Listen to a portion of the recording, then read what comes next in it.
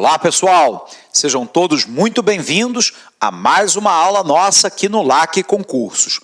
Nós estamos falando sobre finanças públicas para você e na nossa aula de hoje nós queremos entender duas falhas de mercado. Aquela que nós chamamos de monopólio, que é o poder de mercado, e as externalidades.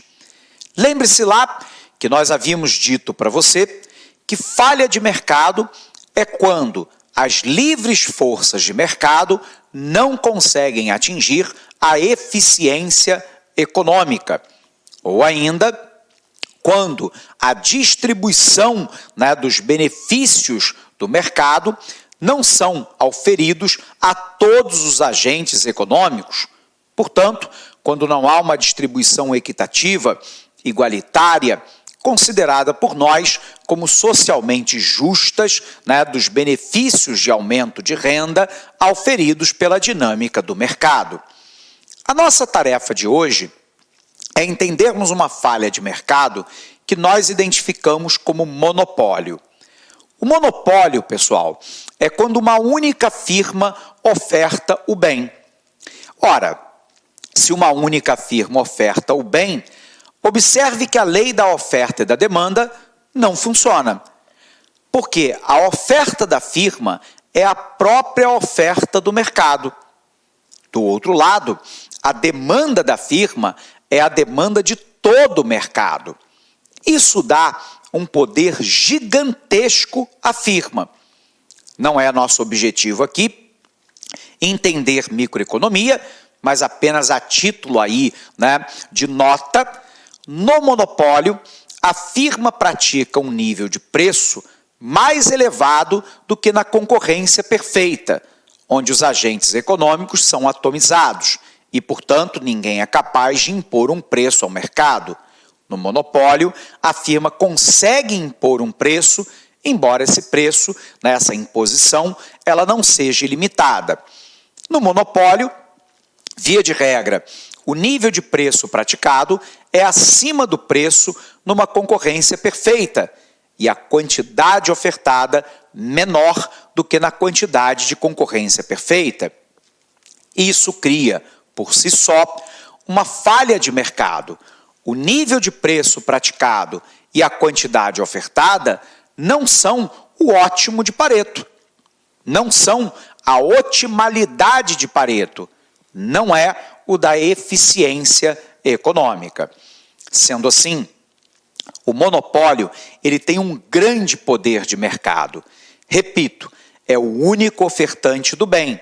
A lei da oferta e da demanda não funciona, porque de um lado eu tenho todos os demandantes e do outro lado uma única firma que oferta o bem. Observe lá que a condição de monopólio ela pode ser caracterizada basicamente por 4 condições. Vamos botá-la no quadro para você. Puxando aqui, nós estamos falando a respeito do monopólio. E esse monopólio, ele pode ser o que nós chamamos de monopólio natural, também conhecido como economia de escala. Eu posso ter um monopólio por concessão de patente, um monopólio de um recurso natural, ou ainda um monopólio concedido pelo Estado. A nossa tarefa, então, é tentarmos entender essa tipologia de monopólio que nos auxilia do porquê o governo tem que intervir nesse mercado, em boa parte das vezes, quiçá, talvez, em todas as vezes. Primeiro, nós temos uma situação que nós chamamos de monopólio natural. O monopólio natural normalmente é alcançado quando você tem uma grande empresa que atua dentro do mercado há muito tempo, essa é a condição normal, e, portanto, essa empresa tem um custo de operação que normalmente é menor do que outras empresas entrantes no mercado. Nós vamos dizer em economia, inclusive, que o custo marginal dessa empresa, lembrando que marginal em economia e finanças públicas se refere a adicional, o custo marginal ele é decrescente de escala. Ou seja, quando a firma produz uma quantidade maior de bem, o custo por unidade produzida é menor. Isso cria um monopólio natural. Outras empresas, para entrarem nesse mercado, têm muita dificuldade de competir com essa empresa monopolística. Eu vou tentar dar um exemplo para você, embora não seja exatamente um monopólio, mas que se comporta na prática como se quase fosse. É o caso da Petrobras. A Petrobras, durante um longo período de tempo, teve o monopólio de fato. Getúlio Vargas, quando a cria lá em 1953, determina, por exemplo, o monopólio da Petrobras na prospecção de petróleo. Com o passar do tempo, esse monopólio, garantido pelo Estado, foi quebrado. Porém, a empresa constituiu gasoduto, oleoduto, refinaria, plataforma de petróleo, corpo técnico, área de ciência e tecnologia e engenharia de petróleo e também engenharia naval, que lhe coloca numa posição privilegiada dentro do mercado. Naturalmente, essa empresa tem uma economia de escala. O custo por unidade produzida de barril de petróleo para a Petrobras tende a ser menor do que para outras empresas entrantes nesse mercado. Então, a Petrobras exerce o que nós chamamos de monopólio natural. Por um outro lado, você pode ter a concessão de uma patente, que é o reconhecimento, normalmente, do desenvolvimento de uma nova tecnologia, de um novo fármaco, que garante aos empreendedores daquele setor, durante um determinado período de tempo, o direito de exclusividade de transação daquele bem. Muito comum no setor farmacêutico e tecnológico. Você cria um medicamento e ganha patente sobre ele. Resultado, aquele medicamento em específico, nenhuma outra empresa pode produzir com a mesma composição. Então você tem um monopólio por patente. Eu posso ter um monopólio de recurso natural. Cuidado para na hora da sua prova, você não confundir o monopólio de recurso natural com o monopólio natural. O monopólio de recurso natural é quando uma única firma explora a oferta de um recurso natural qualquer. Esse recurso natural pode ser lá ouro, zinco, cobre, manganês, minério de ferro, bauxita, pode ser lá, eventualmente, uma área de agricultura, pecuária, não importa. É o caso, por exemplo, hoje, da PDVSA. Vamos dar um exemplo aqui. Na Venezuela, a PDVSA, a Petróleo de Venezuela S.A., detém a prospecção com direito único de exploração em solo venezuelano. É uma empresa estatal venezuelana. A Venezuela é a 6ª maior produtora de petróleo do mundo. E sendo assim, a PDVSA tem o monopólio de um recurso natural, que é o petróleo. Tudo bem? Mas eu posso ter uma outra hipótese que nós chamamos de monopólio concedido pelo Estado. Ele normalmente ocorre quando não há a conveniência ou a oportunidade para que 2 ou mais firmas explorem a oferta do bem. Exemplo, transporte metroviário, subterrâneo. Concorda comigo que eu não tenho como permitir que duas firmas com trens diferentes explorem o mesmo trilho de metrô? Concorda também que, sob o ponto de vista técnico e econômico, eu não tenho como construir linhas paralelas de metrô para concorrerem entre si? Nessa hipótese, eu tenho um monopólio concedido pelo Estado, né? Quando não há a conveniência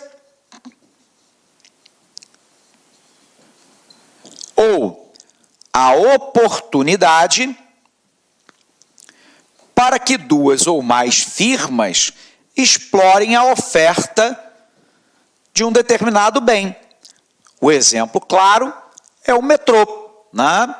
Portanto, pessoal, todas as vezes que eu tenho lá um monopólio de recurso natural concedido por patente, ou ainda um monopólio natural e o concedido pelo Estado, nós temos uma situação em que, de um lado, eu tenho uma única firma ofertante e, do outro lado, eu tenho todos os demandantes. A lei da oferta e da demanda não funciona. Se a lei da oferta e da demanda não funciona, eu tenho uma falha de mercado. Nem sempre o ótimo econômico, o ótimo de eficiência de Pareto será alcançada. E, portanto, justifica-se a intervenção do Estado, que muitas vezes, através do papel regulador, ele determina as condições de oferta do bem e a sua fiscalização. Ele determina a quantidade, a qualidade, a abrangência geográfica da oferta do bem, ele determina o investimento e o reinvestimento em algumas situações, fiscaliza e pune os agentes econômicos quando esses não se comportam de acordo com a legislação, determina em muitos casos a tarifa ou preço público. Lembrando, tarifa e preço público não é aquilo que nós entendemos por tributação, porque tarifa e preço público é mediante contrato, ou seja, né, para eu andar no metrô, eu tenho que comprar o ticket. Nesse caso, é um contrato exercido mediante, né, a oferta de um serviço de um lado e a compra do outro. Tudo bem? Nesse sentido, então, pessoal, nós temos uma falha de mercado que nós entendemos como monopólio. Vamos apagar para a gente visualizar. Então, apagando aqui, vamos tentar entender lá a nossa falha de mercado de hoje, que é o monopólio. O monopólio é quando uma única firma oferta o bem no mercado. Portanto, a oferta da firma é a própria oferta do mercado. A demanda do mercado é a própria demanda da firma. Isso lhe dá um poder muito grande sobre esse mercado. Quais são os tipos de monopólio, né? Natural ou de economia de escala, o de recurso natural, o concedido pelo Estado ou através de patente.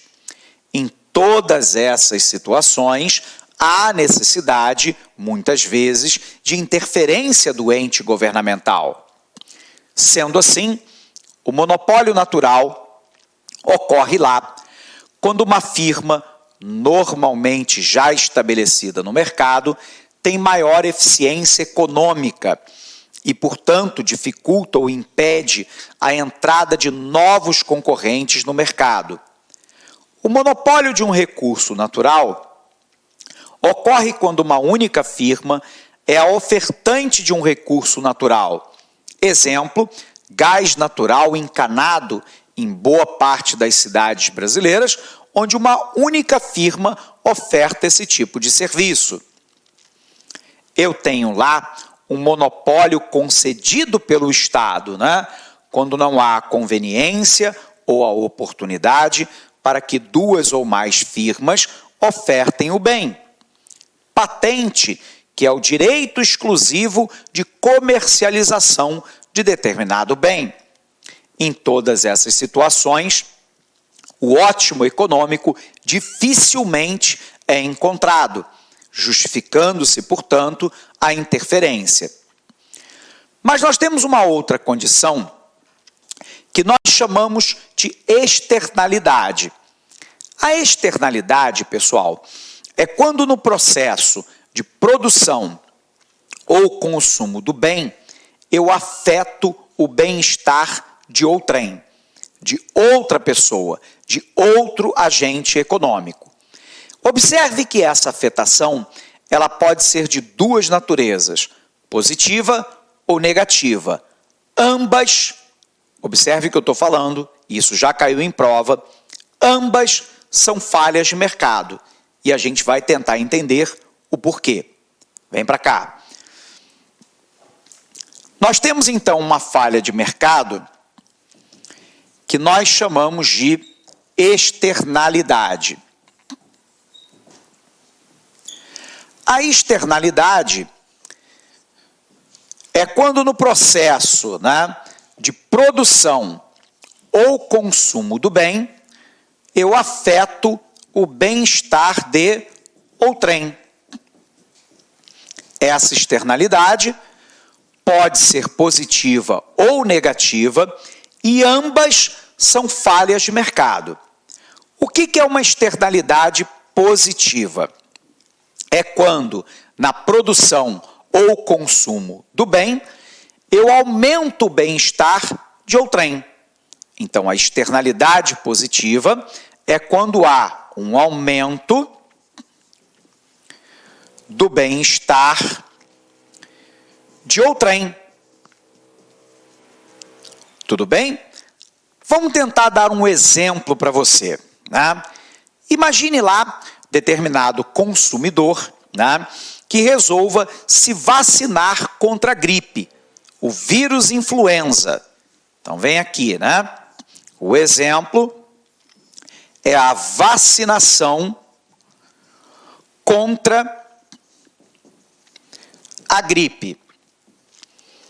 Por que a vacinação contra a gripe gera uma externalidade positiva?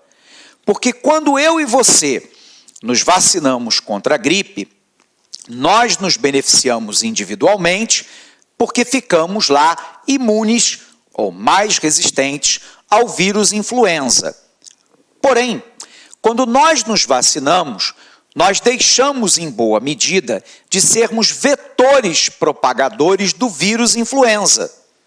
Ao não ficarmos gripados, nós não passamos o vírus para outrem, gerando um aumento do bem-estar de outras pessoas que conosco convivem no dia a dia. Então, nós temos uma externalidade positiva, ou seja, quando no processo de produção ou consumo do bem, eu afeto positivamente o bem-estar de outrem. Ao me vacinar, eu não permito que a minha pessoa seja um vetor de transmissão do vírus da gripe. E isso beneficia todos aqueles do meu convívio, seja, por exemplo, a minha família, os meus amigos no local de trabalho ou dentro de um transporte público coletivo, como, por exemplo, o metrô ou o ônibus. Aí vem a sua pergunta. Professor, por que é que isso é uma falha de mercado? Porque o mercado, quando ele precifica a vacina, ele não leva em consideração o aumento do bem-estar de outrem. O custo da vacina é basicamente o custo de produção. Mas, como a vacina aumenta o bem-estar de outrem, ela deveria ser mais barata, porque ela traz externalidade positiva.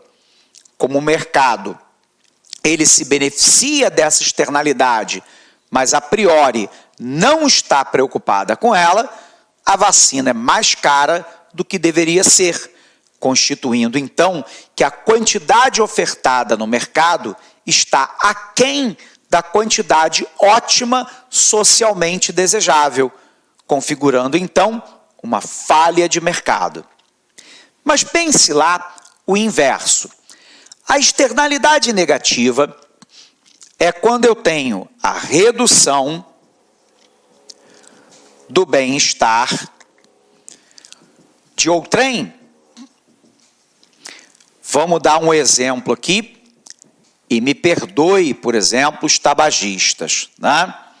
Pensemos no consumo de tabaco. O mais comum no Brasil é o cigarro, mas a gente poderia colocar, né, o charuto, o cachimbo, né, e outras modalidades, narquilé, eu estava tentando lembrar o nome, né? Então, qual é a grande questão? Quando eu tenho o consumo do tabaco, qual é o problema? É que a decisão de consumir o tabaco, ela é individual. Porém, ao consumir o tabaco, sobretudo em área fechada, isso afeta o bem-estar de outrem, porque eu lanço no ar uma quantidade gigantesca de gases, inclusive cancerígenos, advindos da fumaça do cigarro. Qual é o objetivo do tabagista, né? É danificar o pulmão alheio. Não. O objetivo do tabagista é satisfazer o seu desejo ou a sua necessidade do consumo de tabaco. Porém, quando ele assim o faz, ele afeta o bem-estar de outrem, diminuindo o bem-estar de todas as pessoas que estão no seu entorno. Nesse caso, o governo vai lá e interfere nesse mercado, dizendo, por exemplo, que eu não posso vender tabaco a menores de 18 anos, porque o pulmão desses jovens está em formação. Isso afeta severamente a saúde desses jovens e adolescentes. Eu não posso fumar em local fechado, porque isso afeta a qualidade do ar das pessoas do meu entorno. E o governo impõe uma pesada carga tributária sobre o tabaco para desestimular o seu consumo. O tabagista, e me perdoe se você o é, vai alegar que o consumo do tabaco é da liberdade individual. Portanto, cada um faz da sua própria vida e do seu pulmão o que quiser. Perfeito. Não tem uma vírgula com a qual a gente possa retirar. Embora a gente saiba, né, largamente dos malefícios do tabaco, nós sabemos também que numa democracia a liberdade individual é um dos pilares sagrados, né, da própria Constituição do Estado. Se eu quero, não obstante os eventuais malefícios que isso me traz, consumir tabaco, é um direito que eu tenho. Da mesma forma que as pessoas têm direito a beber bebida alcoólica ou comer calorias em excesso. Faz tanto mal, ou até mais, do que o tabaco. Mas é um direito, né, inalienável do indivíduo. Só que aqui tem um problema. 75% daqueles que têm doenças geradas ou agravadas pelo consumo do tabaco se tratam na rede pública de saúde. Então, o que ocorre? A decisão de fumar é um ato de individualidade, mas o ônus, o custo desse tratamento, ele é coletivo. Ele é rateado entre todos aqueles que são fumantes e não fumantes. E, portanto, o governo entende que essa prática tem que ser desestimulada. Por que é uma falha de mercado, professor? Porque o tabaco, ele reflete o preço do custo de produção. Ele não reflete o mal-estar que ele traz para o trem. E, portanto, naturalmente, ele deveria ser muito mais caro do que é. Ao não embutir o mal-estar gerado para o trem, eu crio uma falha de mercado. A oferta socialmente adequada de tabaco deveria ser muito menor do que o é. Mas, na prática, a indústria tabagista está pouco se preocupando com a saúde alheia e sequer do seu público-alvo. O objetivo é vender tabaco e lucrar.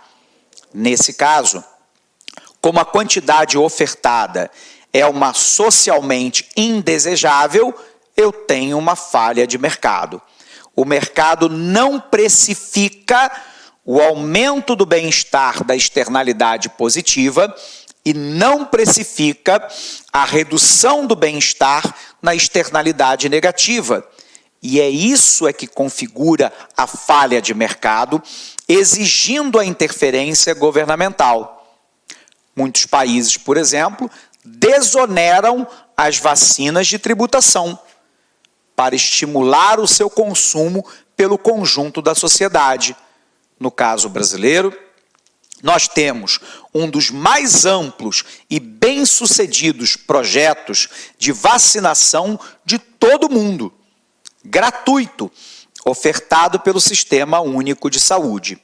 Portanto, é o Estado intervindo para aumentar o bem-estar de outrem. Do ponto de vista da externalidade negativa, o Estado brasileiro vem atuando cada vez mais para tentar reduzir o número de tabagistas, aumentando a carga tributária sobre o setor, restringindo a sua venda e o seu consumo e restringindo a sua propaganda. No Brasil, não é permitido propaganda nos meios de comunicação de massa sobre o tabaco. É o governo atuando para tentar reduzir, esse mal-estar provocado pela externalidade negativa que reduz o bem-estar da coletividade de outrem. Dito isso, vamos revisar. Vem para cá. Vamos dar uma olhadinha lá no nosso material.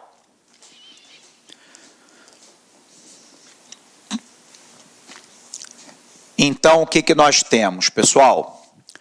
Nós temos o seguinte, que as externalidades são atividades que envolvem a imposição involuntária de custos ou de benefícios, isto é, que tem efeito positivo ou negativo sobre terceiros, sem que os terceiros tenham oportunidade de impedir e sem que tenham a obrigação de pagar ou o direito de serem indenizados por essa externalidade, tanto positiva quanto negativa.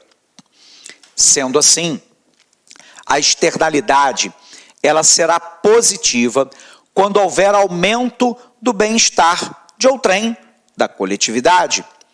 Será negativa quando houver a redução do bem ou do bem-estar de outrem.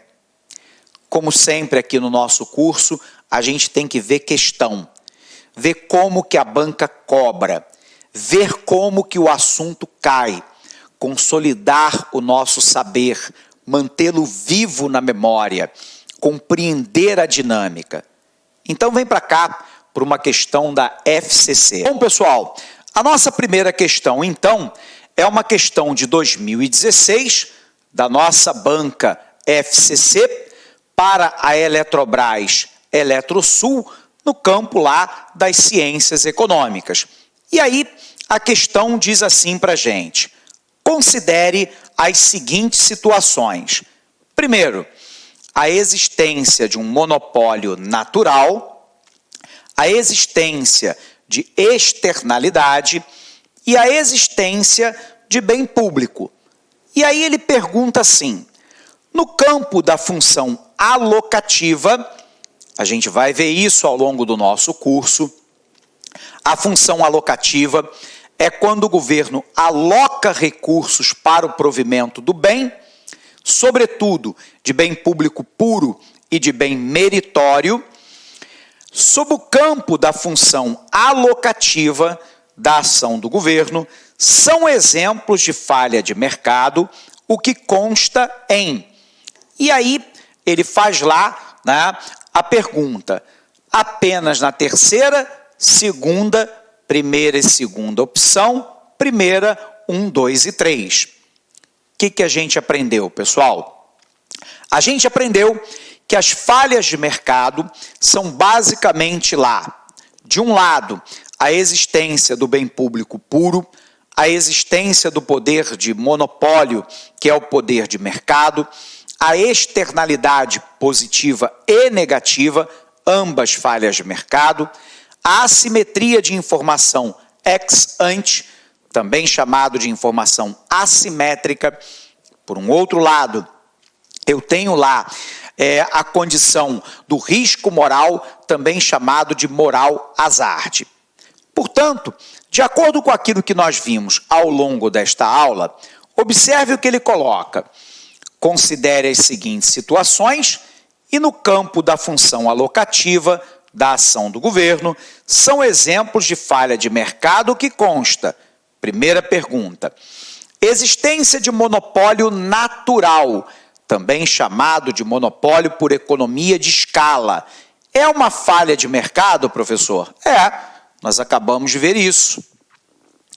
Segundo, a existência de bem público, segundo, a existência de externalidade. Acabamos de ver, tanto a externalidade positiva quanto a negativa são falhas de mercado. Alternativa verdadeira. Terceiro, a existência de bem público puro, não excludente, não rival, indivisível. É falha de mercado? Verdadeiro. Portanto, as três alternativas colocadas, pela banca estão verdadeiras. Vamos lá, então, achar o nosso gabarito. Vem para cá. Apagando aqui. Como as três alternativas estão verdadeiras, o gabarito é a nossa letra E, que marca lá a alternativa 1, 2 e 3 como corretas. Vamos ver uma segunda questão? Então vem para cá.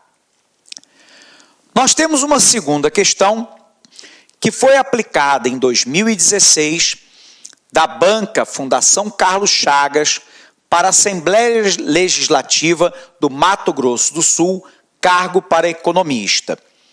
Ela pergunta assim: sobre as externalidades negativas, tem-se que, letra A, as firmas tendem a produzir mais do que o nível socialmente eficiente do produto. Primeira coisa que você tem que lembrar: externalidade negativa é aquela na qual a produção ou consumo do bem afeta o bem-estar de outrem. Por que é um fato caracterizado como falha de mercado? Porque eu estou afetando o bem-estar de outrem e, portanto, a quantidade socialmente desejável seria menor do que aquela ofertada pelo mercado. O mercado não tem preocupação, via de regra, com o bem-estar de outrem. No nosso exemplo, a indústria do tabaco. Ela oferta tabaco, embora sabendo dos malefícios do bem. Portanto, no caso do mercado de tabaco, a condição ofertada pelo mercado e a quantidade é maior do que aquela que seria socialmente desejável. E é por isso que nós colocamos restrições à oferta, à propaganda e ao consumo de tabaco em local fechado. Veja lá então a letra A. As firmas tendem a produzir mais do que o nível socialmente eficiente do produto. Observe que é o nível socialmente eficiente. O nível socialmente eficiente é de uma oferta menor para poder reduzir a externalidade negativa. Alternativa correta. Gabarito, a nossa letra A. Professor, por que não as demais? A sociedade ganha, pois as firmas pagam os custos externos de produção. Falso. A sociedade perde, porque a externalidade negativa não é mensurada no preço do produto. Portanto, alternativa incorreta. C. A competição perfeita é socialmente desejável, pois elimina a externalidade negativa, a existência, né, de uma concorrência perfeita, de uma competição perfeita, de mercado atomizado, onde nenhum agente é grande o suficiente para influenciar o preço de mercado, não retira a externalidade negativa. Porque a externalidade negativa é quando eu afeto o bem-estar de outrem. Não diz respeito lá, né, a uma condução meramente de preço. Portanto, alternativa falsa. Vejamos lá então a próxima. A próxima alternativa é a nossa letra D, que nos diz assim: um monopólio irá sempre produzir um nível de produto que é igual ao nível socialmente eficiente. Falso. Na condição de monopólio, a quantidade ofertada é menor do que na concorrência perfeita e há um preço maior. Portanto, não é a socialmente eficiente. O monopólio causa ineficiência de mercado, faz com que, né, a sociedade seja prejudicada, tendo que pagar mais caro por um produto e tendo menos oferta dele. Alternativa incorreta. Finalmente, a letra E. Esta externalidade não é mais um problema, pois ela é passível de aferição. O fato de eu aferir que fumar dentro de um ambiente fechado danifica o pulmão alheio, além do fumante, significa que o problema foi equacionado? Que não é mais um problema? A simples aferição de poluição significa que ele deixou de existir ou que ele deixou de ser um problema? Não. Portanto, essa alternativa também está falsa. O gabarito é a nossa letra A. Vamos conferir o gabarito? Vem para cá. Nós temos lá, então, que a nossa primeira questão, o gabarito é a letra E, e a segunda questão é a letra A. Encerramos assim, pessoal, mais uma aula para você. É sempre um prazer muito grande estarmos juntos. Por isso, eu te desejo aí um fortíssimo abraço, bons estudos e até o nosso próximo encontro. Até lá! Clique lá.